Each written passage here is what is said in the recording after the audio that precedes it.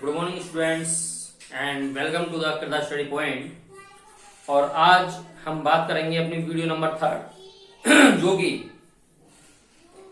Role of accounting in business और branches of accounting, इन दो टॉपिक को लेकर बात करेंगे। तो सबसे पहले हम चलते हैं role of accounting in the business. Business में अकाउंटिंग का क्या रोल है, क्या भूमिका है। एक व्यापार में अकाउंटिंग की भूमिका बहुत ही महत्वपूर्ण भूमिका मानी जाती है। उसका रोल बहुत ही इंपोर्टेंट रोल होता है और इसी रोल को हम पॉइंट टू पॉइंट यहां पर ध्यान देंगे। तो सबसे पहले हम बात करते हैं मेंटेनेंस ऑफ सिस्टमेटिक रिकॉर्ड्स। तो देखिए, ध्यान दीजिए, मैंने आपको वीडियो नंबर 2 में फंक्शन ऑफ अकाउंटिंग पढ़ाए थे और ये जो अकाउंटिंग के फंक्शंस हैं ये इसके रोल से काफी मिलते जुलते हुए हैं। बहुत कई पॉइंट आपको फंक्शन वाले ही यहां पर देखने को मिलेंगे और उसी प्रकार से ही उनको एक्सप्लेन करना है। कोई नया पॉइंट नहीं है, बहुत ही आसान है, बहुत इजी वे में आप इसे एक्सप्लेन कर सकते हैं क्योंकि ये वही फंक्शन ऑफ अकाउंटिंग है जो कि आपको यहाँ पर रोल के रूप में दे दिए गए हैं। तो सबसे पहले हम बात करते हैं maintenance of systematic record. Maintenance of systematic record यानी कि सिस्टमेटिक रिकॉर्ड को मेंटेन करना, यही हमारी डेफिनेशन यहां पर पॉइंट कह रहा है। तो हम बात करते हैं the primary role of accounting is to maintain a systematic record of financial transactions, यानी कि फाइनेंशियल ट्रांजेक्शंस को एक सिस्टमेटिक तरीके से रिकॉर्ड करना, यही इसकी सबसे पहली प्राथमिक भूमिका रहेगी बिजनेस के अंदर। यानी कि आप जानते हैं बिजनेस में सबसे ज्यादा जो ट्रांजैक्शंस और इवेंट्स होती हैं उनको सही पूर्वक सही प्रकार से लिखना, सही प्रकार से रिकॉर्ड करना, यही सबसे बड़ी भूमिका अकाउंटिंग की होती है। तो यही ये कह रहा है कि फाइनेंशियल ट्रांजैक्शंस और इवेंट्स को आप सिस्टमेटिक तरीके से मेंटेन करें, उनको रिकॉर्ड करें ताकि फ्यूचर में आसानी से हम उन ट्रांजैक्शंस को देख पाएं और उन पर कोई भी निर्णय ले सके। तो ये आपका पहली role of accounting in the business है, मेंटेन द सिस्टमेटिक रिकॉर्ड। अब हम बात करते हैं second point, assistance to management, जो कि आपको फंक्शन ऑफ अकाउंटिंग का ही पॉइंट है। ये मैंने आपको फंक्शन ऑफ अकाउंटिंग में पढ़ाया था, assistance to management. It means management के लिए भी एक कारगर होती है। कैसे होती है कि जितने भी आपके फाइनेंशियल रिकॉर्ड्स आपने रिकॉर्ड किए हैं, फाइनेंशियल ट्रांजैक्शन रिकॉर्ड किया है, उन सभी को वो डिसीजन देने में सहायक सिद्ध होती हैं। यानी कि हम कह सकते हैं accounting provides assistance to management for providing financial information for its effect decision and functioning. यानी कि डिसीजन लेने में और किसी भी कार्य को करने में मैनेजमेंट तभी सक्षम हो सकती है जबकि फाइनेंशियल इंफॉर्मेशन उसको सही प्रकार से मिली हो। और फाइनेंशियल इंफॉर्मेशन मिलने का एकमात्र जो वे है वो है अकाउंटिंग। तो इसलिए बिजनेस के अंदर अकाउंटिंग का जो रोल है वो भी यहाँ पर महत्वपूर्ण माना जाता है ताकि आसानी से मैनेजमेंट के थ्रू कोई भी उस पर डिसीजन लिया जा सके। And next is facilitates comparative study. Facilitates comparative study यानी कि ये कंपैरिजन में भी सहायक सिद्ध होती है।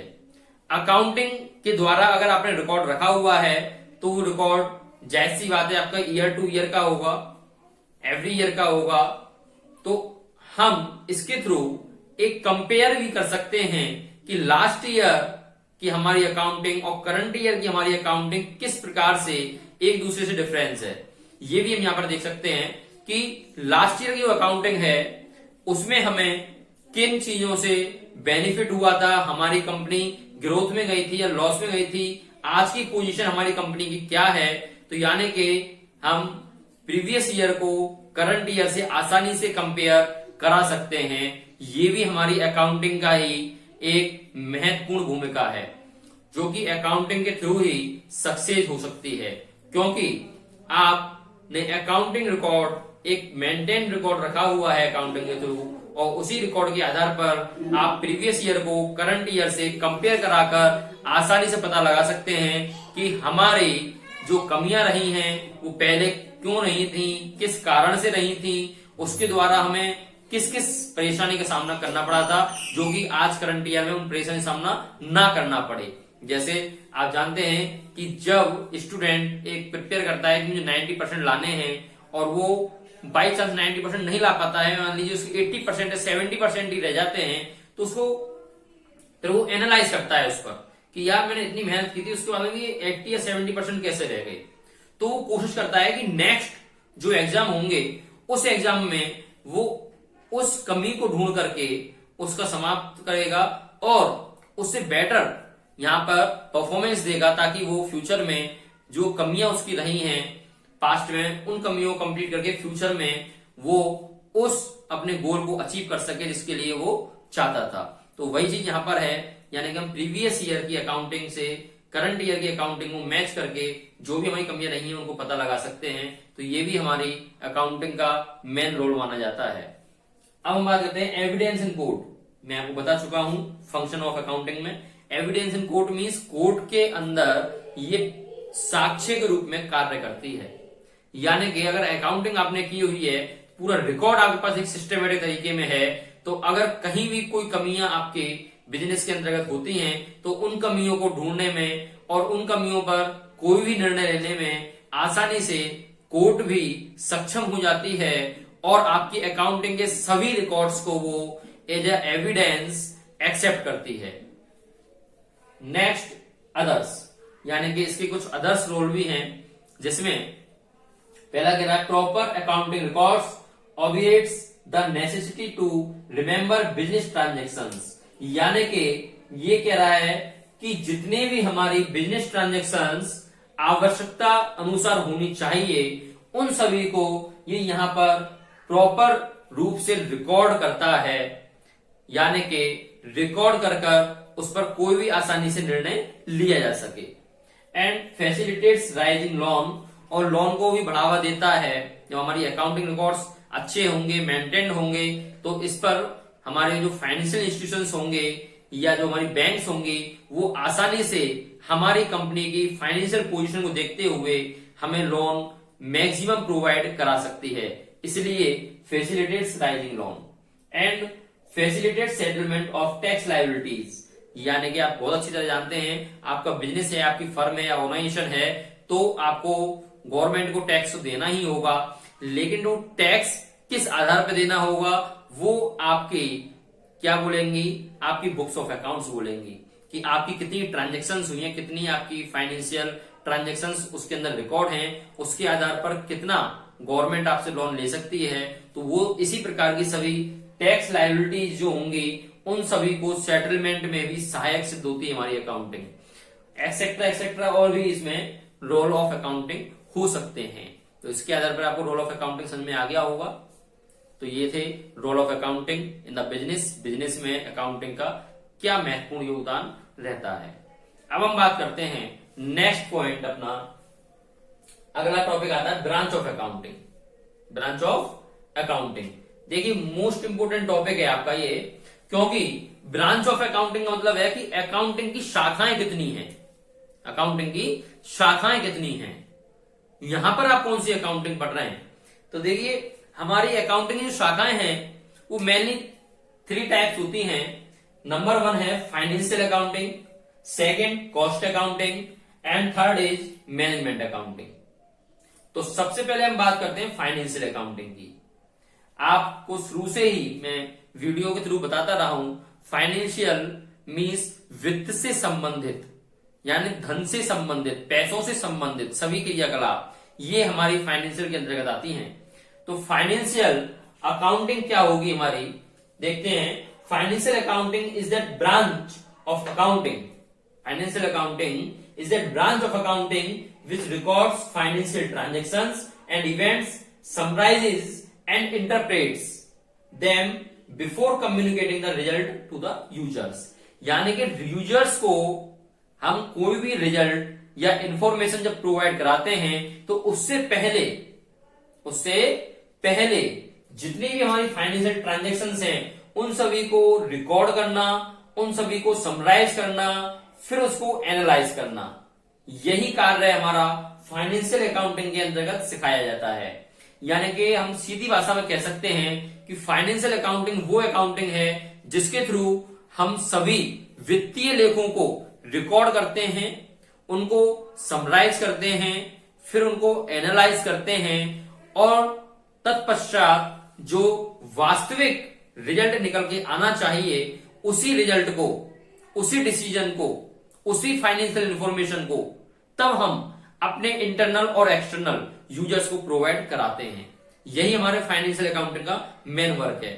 यानी कि जो हम यहां पढ़ेंगे, जो आप लोग पढ़ेंगे, वो मेनली फाइनेंशियल अकाउंटिंग ही पढ़ी जाएगी, क्योंकि हमें पैसों से संबंधित, फाइनेंशियल ट्रांजैक्शन से संबंधित सभी को रिकॉर्ड करना, समराइज करना, एनालाइज करना, ये हमको आना चाहिए। यही अकाउंटिंग की मेन ब्रांच भी मानी जाती है, क्योंकि इसी के थ्रू आप पूरे बिजनेस की रिकॉर्डिंग कर सकते हैं कि बिजनेस में कितना प्रॉफिट एंड लॉस हो रहा है, किस प्रकार की हमारी कितनी असेट्स हैं, कितनी हमारे पास लायबिलिटीज हैं, वो सभी बातों का ज्ञान हमें फाइनेंशियल अकाउंटिंग के थ्रू ही होता है।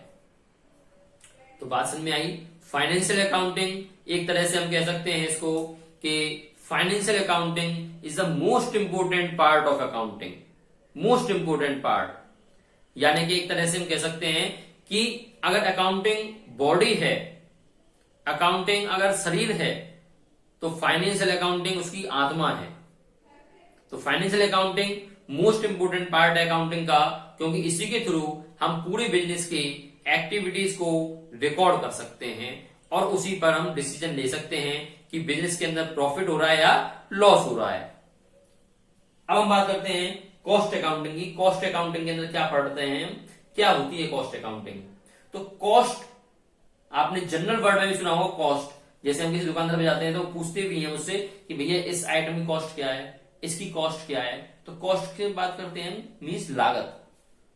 तो कोई भी आपकी अगर कंपनी है तो जिस भी प्रोडक्ट का वो प्रोडक्शन कर रही है, उस प्रोडक्ट की कॉस्टिंग क्या होगी, उस प्रोडक्ट की कॉस्टिंग पर किन किन आइटम्स का इन्वॉल्वमेंट रहा है, वो सभी स्टडी हम कॉस्ट अकाउंटिंग के अंतर्गत करते हैं। देखिए, this branch of accounting is concern with ascertaining cost of product, operations, process और एक्टिविटीज। यानी कि प्रोडक्ट की कॉस्टिंग को जो आइडेंटिफाई करते हैं वो सभी प्रोसेस, वो सभी प्रकार की एक्टिविटीज यहां पर हम कॉस्ट अकाउंटिंग के अंतर्गत पढ़ते हैं। यानी कि जब हम कोई भी माल बनाते हैं, कोई भी आइटम को मैन्युफैक्चर करते हैं, तो उस आइटम के अंदर किस प्रकार से रॉ मटेरियल्स लगाए जा रहे हैं, उन रॉ मटेरियल्स की वैल्यूएशन क्या है, उन रॉ मटेरियल्स को हम कहां से लाएंगे, उनके बाद में क्या क्या लेबर चार्ज उस पर लगेगा, टोटल ऑपरेशंस किस प्रकार से किए जाएंगे, उसकी प्रोसेस क्या होगी, वर्किंग प्रोसेस क्या होगी, किस प्रकार से प्रोडक्ट को कंप्लीट किया जाएगा, और अंत में प्रोडक्ट की जब कॉस्टिंग निकल के आएगी कि प्रोडक्ट की कॉस्टिंग टोटल इतनी है, यानी आइटम आपका जो बनके तैयार हुआ है वो इतने रुपए का बनके तैयार हुआ है। तो ये सभी बातें आपकी कॉस्ट अकाउंटिंग के अंतर्गत ही पढ़ी जाती हैं। तो कॉस्ट अकाउंटिंग वो होती है जो कि किसी भी एक प्रोडक्ट की पूरी कॉस्टिंग, उसकी प्रोसेस, उसकी एक्टिविटी से संबंध रखती है। Got it? Next accounting is management accounting. Management accounting, management यानी कि जो मैनेजमेंट से संबंधित हो कि एक कंपनी को हमें किस प्रकार से चलाना है, उसका मैनेज कैसे करना है, उसका प्रबंधन कैसा होना चाहिए, ये सभी बातें हम मैनेजमेंट अकाउंटिंग के अंतर्गत पढ़ते हैं। देखिए, this branch of accounting is concern with generating, ascertaining information relating to funds, cost, profit etcetera as it enables the management in decision making. यानी कि एक प्रोडक्ट की कॉस्टिंग कितनी रही है, उसकी प्रॉफिट्स कितने होने चाहिए, उसके आपके फंड्स हमारे पास कितने अवेलेबल हैं, कितने फंड की हमें आवश्यकता और है, कितना हम प्रोडक्ट को मैन्युफैक्चर्ड करें, किस प्रकार से उस प्रोडक्ट को मार्केट में हम जगह जगह पर पहुंचवाएं, किस प्रकार से हम उसे डिस्ट्रीब्यूट करें, किस प्रकार से प्रोडक्ट की एडवर्टाइजमेंट करें, किस प्रकार से उसकी सेलिंग करें, किस प्रकार से एम्प्लॉयज को हमें आपस में कोऑपरेट करना सिखाना चाहिए, उस सभी बातों का ध्यान हमें मैनेजमेंट अकाउंटिंग के अंतर्गत ही रखना पड़ता है। क्योंकि मैनेजमेंट अकाउंटिंग का सीधा अर्थ हो गया मैनेज करना, प्रबंधन करना। यानी कि किसी भी कंपनी के अंदर जब तक मैनेजमेंट बेस्ट नहीं होगा, वो कंपनी या वो ऑर्गेनाइजेशन या वो फर्म आपकी सक्सेस नहीं हो सकती है। तो इसलिए the most important part of management accounting भी हम कह सकते हैं।